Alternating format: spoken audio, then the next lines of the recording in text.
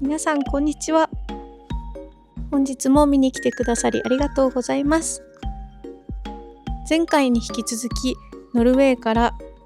南イタリアレッチェというところを目指してロードトリップをしています。最後に宿泊したホテルは長靴でいう真ん中のあたりテルニーという場所だったので、今からさらに南に向かっていくところです。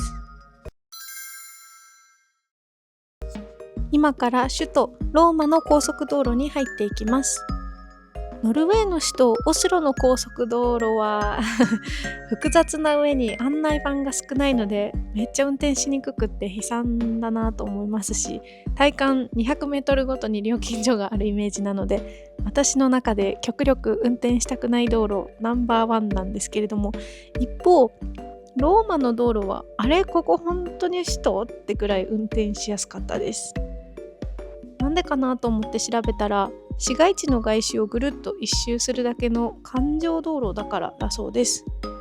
これはグランデラコルドアヌラーレといって GPU ごめんなさい GRA と言われています。東京の首都高はご存知の通り、東京中心を縦横無尽につなぐネットワーク型の高速道路なので、また日本とイタリアとでも違ってきますね。そうしてあっという間に通り過ぎてしまったローマなんかもったいないような気もしますが、ローマは実は私大学時代に行ったことがありまして、面白かったのが、アイスクリームショップに行ったら、その店員の男の人が僕のシフトが12時に終わるからその後遊ばないって言われて、いや12時はちょっと寝かしてって思って丁重にお断りをしたことがあります。なんかそんな真夜中まで待たせてまで遊びたいって相当ガッツがあるなと思いました。観光地は本当にこんな感じでナンパがすごくって、いらっしゃいませの代わりに片言の日本語で愛してる、結婚してくださいだとか、屋外のレストランで食べてたら隣のレストランの店員さんからちょっとっていう感じで声をかけられたりなんですけれども、ローカル旅行、今回の旅行のいいところは本当に観光客が全然いないようなところばかりなので、落ち着いててそういった声かけがすごく少ないということですね。ローマを抜けてから少し渋滞にはまってしまったので、近くにあったデザイナーズアウトレットに来ました。アウトレットにはデンマーク発祥の北欧家具やイスクがあったり、先に進んでいくと1ユーロショップがあります。ノルウェー、スウェーデンにもドラーショップといって、日本でいう100円均一のようなものはあるんですけれども、全然1ドルじゃないっていう興味本位で店内を覗いてみると、しっかり1ユーロぐらいの価格帯で物が売られていました。種類もドラーショップよりも豊富でした。参考までに北欧のドラーショップはどれぐらいで売られているのかっていうと、日本でいう1000円ぐらいですかね10倍じゃないかっていう信号を渡ったところにもショッピングセンターがあります。というかこちらが多分アウトレットで、先ほど言ったところがショッピングセンターだったかもしれないです。この地図はまさにアウトレットですね。たくさんのお店が入ってますが、サングラスを探しにベルサーチに向かいたいと思います。到着です。入り口が厳重に閉まってて、店員さんがあんまり気づいて開けてくれなかったっていうのと、サングラスの種類がそこまで多くなかったので、今回は購入に至りませんでした。アウトレット内を歩き回っていたら小腹が空いてしまったので、イタリアといえばジェラート、アイスクリーム屋さんに来ました。普段は母にフランス人かと言われるほど食事が長い私ですが、ジェラートは溶けてしまう前に食べたいので早食いする派です。なぜか上に生クリームをトッピングしてくれたので、すごいボリューミーですが美味しくいただきました。ノルウェーにもこんな感じの広くてたくさん店舗が入ったアウトレットがあったらいいなと思うんですね。ただどんなに割引率があったとしても 25% の税金がどうしてもかかってしまうのと、ノルウェーのアウトレットは他国に比べて規模が非常に小さいので、よほど北欧のブランドに興味があるのでなければ特に行くことはおすすめしないです。さて、渋滞がそろそろ緩和されてきたかなという時間帯に戻ってきました。現在の時刻4時30分ですが、イタリアの帰宅ラッシュは5時半から8時頃と言われているので、帰宅ラッシュにしては少し早いような気もしますよね。少しローマから離れると道がボッコボコですテスラにはサスペンションの機能がないので、お尻がちょっと痛いです。今走っているのはローマとナポリのちょうど中間ぐらいにあたる場所を走っているのですが、植生がガラリと変わったような気がします。このバオバブのような木は何という名前なのでしょうか。わかる方いらっしゃったらぜひコメントにて教えてください。実はもう少し西側に行くと海が見えるので、そちら側の道路を走りたいなと思います。本当に道路の雰囲気が全然違くて、例えるなら乾燥してる東南アジア、インドネシア、ベトナムあたりですかね。今までずっと内陸を走ってきたので、久しぶりにカモメちゃんたちを見ました。カラスとやってることそんなに変わらないのに、カモメは白いというだけで可愛いですよね。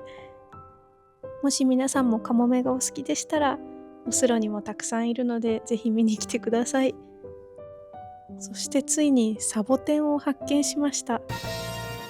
サボテンは本来メキシコなどアメリカ大陸が原産ですが、イタリアを含む地中海地方では観賞用や防風林として移入、人の手によって持ち込まれて、そのままこうした乾燥した斜面や岩場で自然環境に適応してしまったとのことです。今走っているフォルミア・ガエータはイタリア中部にある美しい海沿いの町です。地元の人々やローカルな観光客にリラックスの場所として人気があるそうです。が、私は願わくばアマルフィコーストに行きたいので、ここはちょっと通り過ぎるとします。海岸を抜けて少し栄えた場所に来ると、車がすごく運転しにくいんです。この路駐の多さと道幅の狭さ、なぜイタリアがフィアットを作ったのかわかりますね。日本でもノルウェーと比べると道幅が狭いので軽カーが人気だったり、フランスもゴミゴミしてる都市なのでピジョーが人気だったり、車はその土地を表しますね。アウトレットで思いのほか時間を費やしてしまったので、急ピッチでナポリへと向かっています。高速道路に入ってテスラチャージャーまでぶっ飛ばします。高速道路の最高スピードはデンマークと同じく130キロです。なんとか21時にナポリのテスラスーパーチャージャーに到着しました。こちらはドーム型のショッピングモールで、建物の周りに平面駐車場があるというスタイルで、デザインがなんかコロッセオみたいで秀逸だなと思いました。ショッピングセンター内で夜ご飯を済ませたいと思います。たくさんお店があってじっくり見たいんですけれども、レストランが閉まる前に行かなくてはなりません。そういえばイタリアに入ってからまだピザとパスタを頼んでいなかったので、こちらで注文したいと思います。先にパスタが届きました。パスタはエビの出汁が効いていて美味しく、うっとりしながら食べていたところ、ピザが窯で焼かれているのが見えたので、ダメ元で店員さんに動画撮影 OK か聞きました。ヨーロッパでは無許可での人物撮影は NG なので、必ず許可を取るのが安全だと思います。特に子供が映り込んだ場合はノルウェーだと大問題に発展するのでご注意ください。撮影 OK が出たので、カウンターから動画を撮っていると、店員さんが Follow me と言って、なんと厨房の中まで案内してくれました。優しい。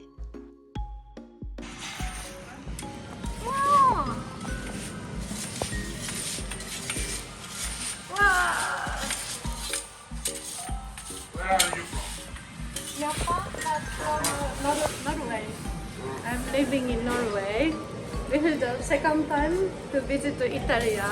but the first time in Napoli. Yeah, yeah, yeah, yeah. Wow! Norwegian pizza is just frozen, so this is very special. Pizza Norvegia. Yeah, it's perfect. In Norvegia solo salmone. Wow. Ok, solo salmone in Norvegia. Solo salmon. Salmone.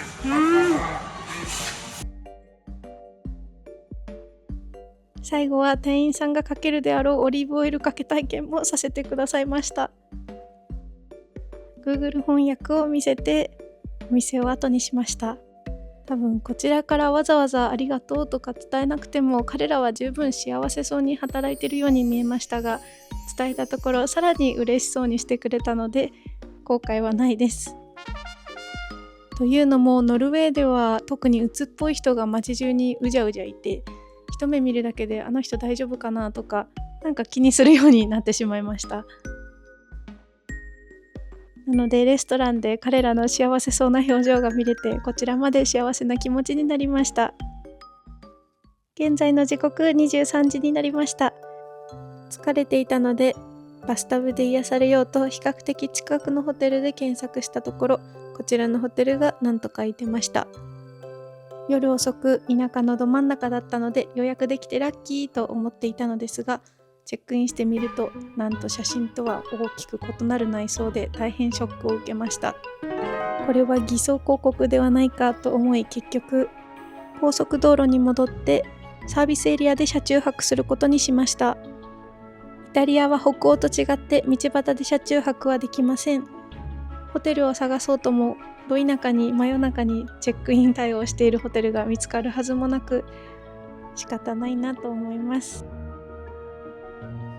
ただ北欧と違ってイタリアにはサービスエリアがあるので食料調達には困りませんでした。と言いつつまたお土産へと言ってリキュールやチョコレートなどを買い込んでしまいました。かくいう私、お酒がめちゃくちゃ弱いのでこちらは鑑賞用、コレクション用になるかなと思います。こちらが朝食のクロワッサンです。イタリアに着いてから毎朝クロワッサンを食べてます。今回の目的地レッチェはイタリアの東海岸の方の南端にあるので、今からイタリアを横断していきたいと思います。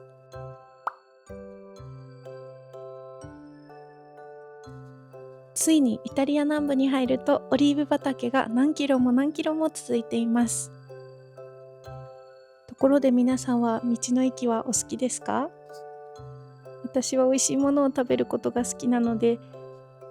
道の駅や農園、直売所で新鮮な食材を直接買ったり、オーベルジュで地元の旬の料理をゆっくり味わえるのもいいなと思うんです。というわけで、道端で偶然見つけたオリーブ屋さんに入ってみたいと思います。日本人で入ったことある人多分いないと思います。店内を眺めていると、店員さんが話しかけていろいろと説明をしてくださいました。店員さんは英語が話せなかったので Google 翻訳を使いながらコミュニケーションをとっていました。英語が通じてしまうとイタリア語ってあまり耳にする機会がないんですけれども、イタリア語での説明はまるで歌のように美しく、思わず聞き惚れてしまいました。結局ここではおすすめされたものを全部買っただけでなく、おすすめされてないものまで買ってしまい、想像以上にショッピングを満喫しました。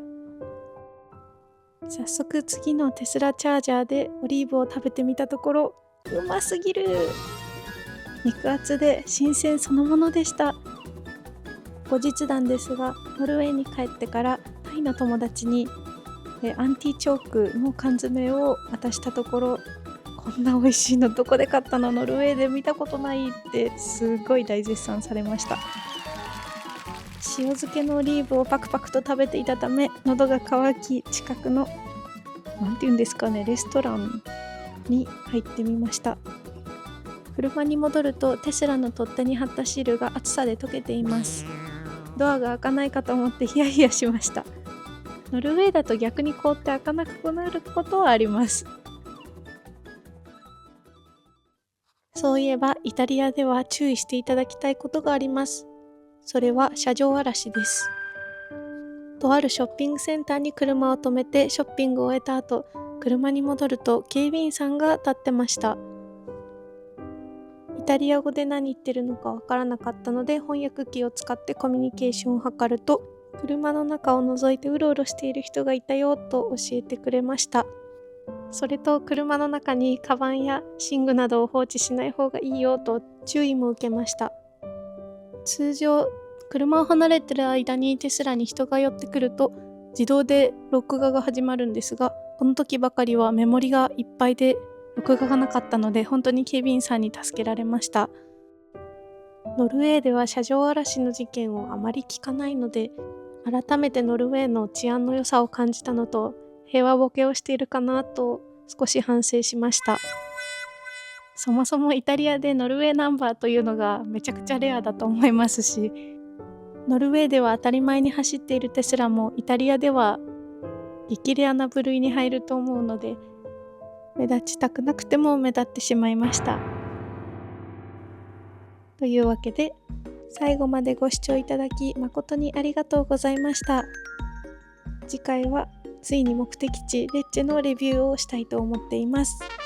それでは次回の動画でお会いしましょう。バイバーイ。チャンネル登録、高評価、コメント、励みになりますのでお気軽にお願いしますね。